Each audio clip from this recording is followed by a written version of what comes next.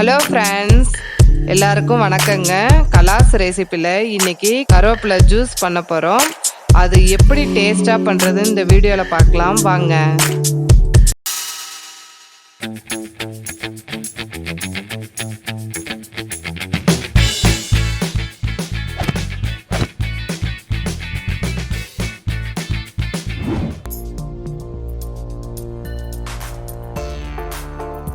இந்த பவுலில் 2 பவுல் க்ளீன் பண்ணி வச்சுருக்க கருவேப்பிலை எடுத்து மிக்ஸி ஜாரில் சேர்த்துக்கோங்க. இந்த சின்ன பவுலில் 1/2 கப்பு துருவின தேங்காய் எடுத்து மிக்ஸி ஜாரில் சேர்த்துக்கோங்க. அப்ராக்சிமேட்டாக 5 டீஸ்பூன் இருக்குங்க. ஏலக்காய் 3, உங்கள் டேஸ்ட்டுக்கு ஏற்ற மாதிரி வெல்லம் சேர்த்துக்கோங்க. நான் 2 டீஸ்பூன் சேர்த்துருக்கேன்.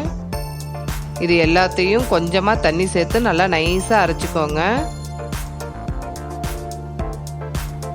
அரைச்சிட்டோம். தண்ணியை காய்ச்சி இந்த மாதிரி வச்சுக்கோங்க. இப்போ அரைச்சி வச்சுருக்க கருவேப்பிலையும் சுடுதண்ணியும் சேர்த்து ஃபில்ட்ரு பண்ணி எடுத்துக்கோங்க.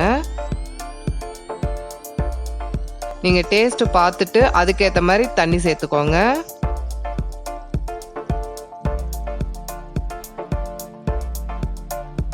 பாருங்க, ஃபில்ட்ரு பண்ணிட்டோம்.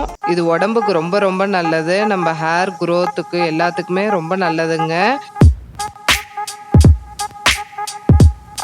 அவ்வளோதாங்க. இது தேங்காய் பால் சாப்பிட்ற மாதிரி இருக்கும். அவ்வளோ டேஸ்ட்டாக இருக்குங்க. நீங்கள் ட்ரை பண்ணி பார்த்துட்டு உங்களுடைய கமெண்ட்ஸை எனக்கு ஷேர் பண்ணுங்கள். இந்த வீடியோ உங்களுக்கு பிடிச்சிருந்ததுன்னா கலாஸ் ரெசிபிக்கு சப்ஸ்கிரைப் பண்ணுங்கள். பெல் ஐக்கானை கிளிக் பண்ண மறந்துடாதீங்க.